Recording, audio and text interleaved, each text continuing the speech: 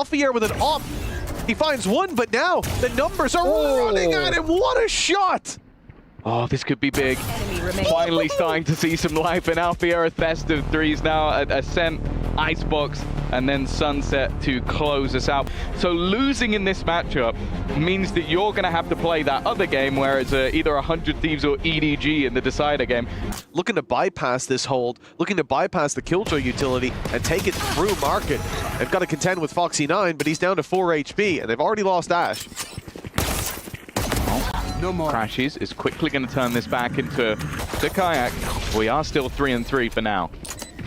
There's a reveal online for Crashies as they make their way back through. Of course, a pulse comes out of that. Alfajer making his way in, just causing that disruption. TP's back into main. They know where he is now and already dealt with Crashies. Kayak low on the side as well, but time is ticking. They need to get on that diffuse, and that's putting the pressure on. Now the time fully gone, and the round already in Fnatic's pocket. Genji getting on that board early. An important factor. You already see Alfajer and Chronicle down and out of the round. Well handled in these early fights, and I mean, what you're left with now, a little bit of aggression going in towards A main. It's opened some space for Kayak. He's pressured it, but he's caught by Munchkin. And although, you know, we come into this round, there are weaknesses for Fnatic. You don't expect it to look like this, a flawless round. That Yoru flash, no, in fact, the Vice one to pop to open this up. Finding a little bit of trouble in converting the kill, but they get there eventually. Now the pressure left onto that A-side holder. Caron at least able to grab the opening. A couple players low, and he's connecting shots. Yeah, the gun's still in play, but the time really is ticking, and they still haven't been able to isolate Caron at all. In fact, he's just taken over the round all on his lonesome. Oh, that must have been a few HP difference from having an ace, creating himself space, and more importantly, delaying what was a rush. They even tried to throw in the Hunter's Fury to displace him, and he danced around it like it was nothing. Yeah, I mean, you look at that push, though. Alfajer's running it through while Boaster's putting down his bubble full of smokes. Chronicle gets caught on low HP on short, and then, well, as you said, a bullet or two away from the ace. That's certainly not taking the wind out of his sails being denied it, though. He is a happy man. Warning. But again, Fnatic are playing this time so low. They're expecting aggression. They're expecting faces, someone to go and try and give them a pick, and they're getting absolutely nothing from it. And okay, they've got past one of the demons over on the side of Genji, but Foxy9 is the other. Just insane. Yeah, it's rare that you see, and it's rare you'll hear me reference a rating. It might be the first time I've ever done it, but it goes up to 2.0. My man was 2.0. I mean, he couldn't have been any better. Sit this out. It's not like Boaster can really take that fight to try and clear him, so they're going to have a bit of an awkward position for Fnatic that they need to deal with this man from the back, and they also need to clear underneath the Balk. That's a quick double. Now Caron pounces, and this is all falling apart. Bear in mind, Boaster was tagged at the beginning of this round. They get the site, but they just don't clear the positions properly, and while that ends up being all too easy, no real ground garnered for Fnatic. They will at least move the crosshair of one. Well, Foxy9, I think he's decided, you know what, I've had this ult for a while, I've been holding on to it, let's just stick that one out, try and buy them and buy myself a little bit of extra time. Push coming in to his left, but he's still going to survive. Takes that. Texture coming back in, op in hand. You don't expect to see many shots missed. Great paranoia. That gives Texture an easy kill. The dash in as Caron takes Chronicle out of the round. Problem is right now is a lot of the time we talk about this team's ability to win rounds that they never should really win. One to be coming in. It's a round that should be going in. What? They expected the jump up. He predicted where Alfajer's going to be. And now, well, Texture looking around the corner, wrapping in as quickly as possible. They haven't really needed him to go crazy in rounds, but this retake is looking all too easy. Only man standing, and what, Crashy's got to go. They're already defusing, he's not in the right spot, and even though he gets two at the end, it is meaningless. Looks like it's over. Munchkin with a chance to use that judge, and he's only picked up the one. That's at least a spark of life for Fnatic. They may be able to get this spike down. Oh, it's a bait from Kayak. He's hoping for a kill, wanted to try and make a play instead. He has sent them back down to a 1 versus 3 crash. He's trying to catch them while in the drone, but he doesn't know if there's two waiting for him on the other side. But right now, they are looking like a different caliber of squad. Well, it's that shot there as well from Texture. It's really feeling like in a lot of these moments that they have the perfect read. They're playing for curses at this point, hoping to at least get themselves a third, but that is not looking likely. The retakes of Gen G have been an unstoppable force. Kayak still fighting his best and giving Crashies a chance, but the trade is immediate. Down to just one man standing, both of them Cutting through. desperately low on HP and almost just playing onto that time. Kayak knows that he will have it in the end, and sure, it took a lot for them to finally grind out a third round, but eventually, Masters Toronto and what he was able to do, but we haven't seen it just yet. Down to a 5v4. This pistol's so valuable for Fnatic if they can find it. Kayak and Crashies. Chronicles there too. The whole team stepping up to bring the pistol. Vice setups, which are always difficult to get through in a pacey manner, and then you're going to have that aggression out from Alfajer. My only worry, though, is the fact that he's just not been winners anyway. It's still nice to get 1,000 club points on the board. Boaster under pressure, Stinger in hand. His target has gone walkabouts, and he will hit himself a shot, but unfortunately not the kill. Luckily, Crashies is still going. He's been having a great game so far, and Karen could do nothing about this one to warm up. The other thing as well, when you talk about the club points, is that in the season, early on in the weeks, for Fnatic, looking at their run internationally, it's definitely not out of the question. But there's a bit of a climb back on this map. Now they're both armed and dangerous and looking to crunch in on spawn. Cut that rotation off. Information gained by the jump peak, and they execute Chronicle side of the map, if any. And it's Alfajer with an op. He finds one, but now the numbers are running at him. What a shot! Oh, this could be big. Finally starting to see some life in Alfajer, a third found, but it's the spams of texture that are having to be dealt with eventually. That is a massive turning point and potentially such an important round. Bear in mind what was invested into that one from the side of Gen G. If that one slips, I almost call it map over. This round has become a major uphill battle to hold on to that spike control for Gen G. Pistols sitting on the side. Pistol even. It's just Charon. As Alfajer goes down, the defuse is underway. Ash is jumping through. They've stopped the defuse. Time is ticking. And Fnatic now under so much pressure. Somehow, the Thrifty has worked out. Did it? Like from this point where all the ults are gone, they should have still lost the round. It's just sheriff shots from Ash and Charon. Do have a very special set of skills. That normally involves headshots. I don't know if they're going to expect the second player to be there, but Foxy9 already has managed to make it round the corner. That could be a bigger problem, though. There's only one is standing, Foxy9. He's already managed to pick one up. I think he's made the realization. That shot's crazy, but the time is ticking away. He needs to grab that spike, and already Alfajer is going to make it to the site. 20 seconds. He's going to have a decent idea. He's going to wait for him, but he's not quick enough. Fighting straight into these angles, and well, now, okay, good flash from Kayak, at least levels it up to a 2v2, but Texture wrapping around. He's already out of the door. He wasn't spotted, but Chronicle lands the shot anyways, desperately low on HP. The Classic comes out, but they're both just one shot, and it's Chronicle to keep Fnatic climbing back their way back in, and it's the Paranoia to lead the way. Boaster lined it up, fired it through, but they haven't dealt with Karen in the corner. He's sidestepping all of those shots, keeping himself alive a moment longer. The op dealt with up top, and now Texture, the final boss of this side, alongside Ash. Winning those fights, but, well, the information is there. Fnatic putting all the pieces of the puzzle together. The time desperately low. The Classic comes out for Ash, and a little too brazen. Got it. Just about. While there's so little time for Fnatic, it's a full sprint. Chronicle's trying to make a play. The flash actually works. I don't know if that's something he's stolen from Ranked, but now Crashy steps up as well. These are the late game players. These are the guys that you look to in the clutch scenarios, but they still have to deal with Texture. Not budging, not giving anything away. Finally, he's been revealed, and Texture needs to land, but he's been immediately headshotted. It has to be the operator here, and of course, who doubts him at this stage? It is Chronicle to bring the round home. But Fnatic, with one round win here, close out their opponent's map pick. And that's Ash gone already. Not the start they were looking for. Managing to get past at least the Paranoia, but it didn't matter. It's going to be orange.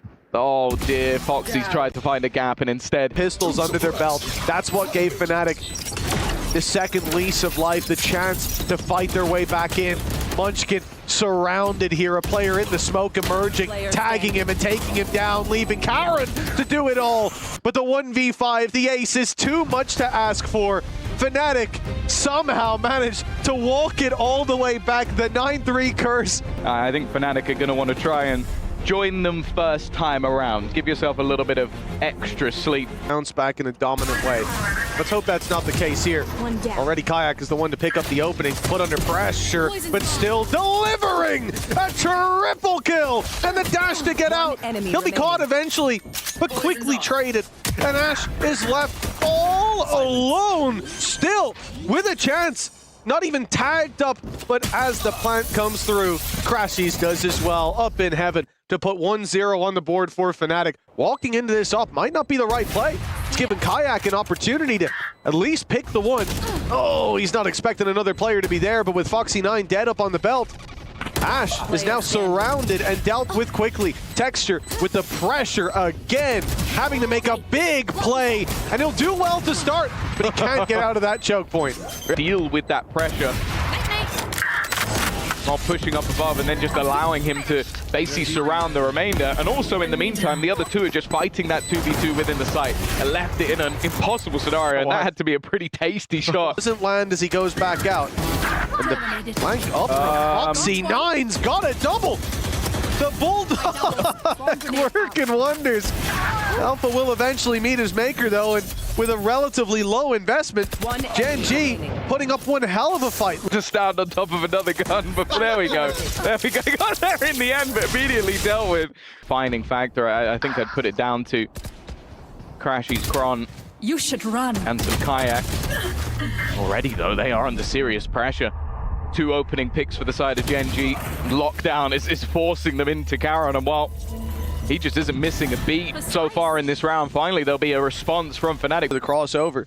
So they've got them boxed in, and the late play coming through from Karen, even on 11 HP. He's looking to hunt some of these players down. He might get them. The corner's cleared. Oh, but only half cleared. He won't be able to deal with Chronicle. But Texture certainly will. And double to close it out from the Jet. Entirety of this well-armed attacking side. The only thing they can really hope for is that they tunnel vision in and maybe forget about Alfajer, but they've already killed off Alfajer. Even still, it's brought back to a 3v3, but that time is going to become an issue. Doing incredibly well at sort of wiping out the forces, but just listen to how fast that spike is already ticking. They would need to be on it right about now. The round's not going to be going their way, and neither will any of the other kills. Also needing to be broken, but it has been. Gaps being found. Chronicle's done well, but there is the surprise from Texture once again. Even manages to escape his awkward corner and get back out of there, and now has the backup of Foxy9 to finish the job in these little corners. The second that hit drops, it's all too easy for him. Well, that man was to beat Karen, but seriously, like that was a real chance. They were pushing into him. They didn't know where he was, and a complete whiff is now just gifted Gen G. Last time he got 4. He's had that res online for an incredibly long time. Don't you dare. Don't you dare, Texture! He's gonna get himself the knife to take out Chronicle with a stab to the back. And well, at this point, this guy loves to pick up an operator. Might genuinely be his best weapon. And that's already going to be one pick to his name, using the orb in an attempt to get out of there. But Munchkin is going to try and push through it. The element of surprise and almost doubled up once again. Texture currently on completely the wrong side of the map. He's just waiting for Kayak. And it seems like at this stage, Kayak is aware. 14 seconds. Spike can make it there. Texture has to delay. If he falls, the round's already over. 10 seconds. It's time to sprint. It's time to run. And now it should be done. A plant in the open. An attempt to dodge that Hunter's Fury. But instead, the shock dart thrown through. Still not to find its mark. Crashy's desperately low. Boaster trying to be the snake in the grass behind the box. He's grabbed one. Looking for more as that orb goes down. Poison's off. He has the timing, and there it is. It's dropped. A big fight for him, and he does take down Texture. Ash falls as well. It's all left onto Munchkin. The flank coming around, they suspect it. Why is he not with the rest of the group? It's because he's rapping. They've made the right read. Both players so very low. A shot needed for Munchkin onto Crashies.